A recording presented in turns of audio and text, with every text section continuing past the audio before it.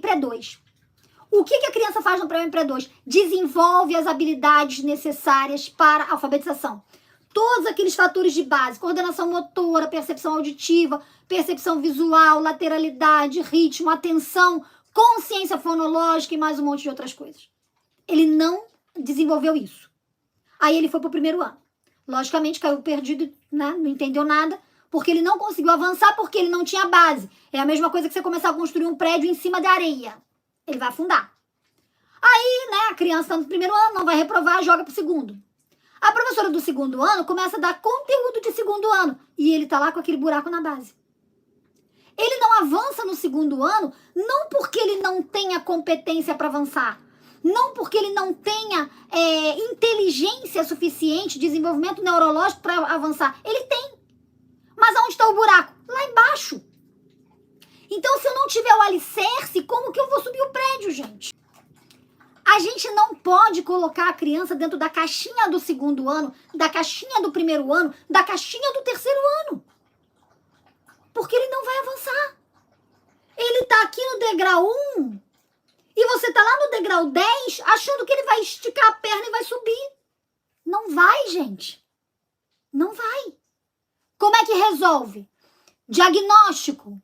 Vamos fazer a sondagem com o nosso aluno. Lá no curso Alfabetização Rápida tem um módulo só sobre sondagem. Como você vai fazer a sondagem com o seu aluno? Para que você vai fazer a sondagem? Para descobrir se ele tenha os pré-requisitos desenvolvidos, se não tiver, para você desenvolver, para você trabalhar nisso.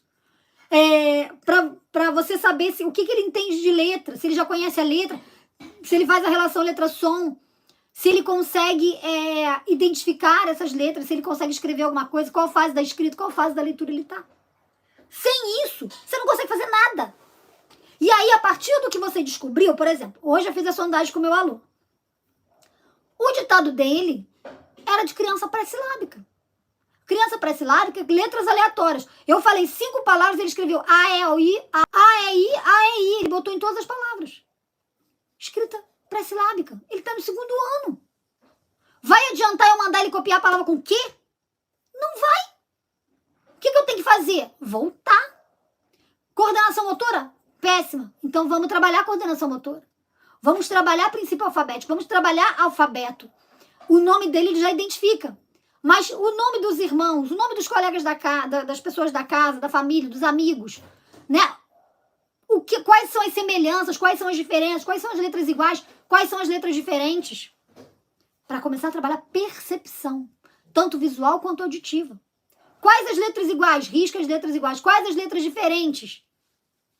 Entendeu o nome, entendeu semelhanças e diferenças, quantas letras tem, quantos pedaços tem. Isso é básico, isso é pré-2, gente. A criança precisa identificar como é que um nome que tem 7 letras tem 3 pedaços. Como é que um nome que tem 6 letras também tem 3 pedaços. Então, começar a quebrar isso, mudar o paradigma, para a criança poder entender como é que se processa a escrita, entender como é que se processa a leitura, para você avançar. Adianta da letra cursiva sem a criança saber nem o que é letra? Não adianta, gente. Você está botando a carroça na frente dos bois. Então, primeira coisa, o diagnóstico para saber como a criança está. Trabalhar o nome dela, que é a identidade dela. Trabalhar o alfabeto.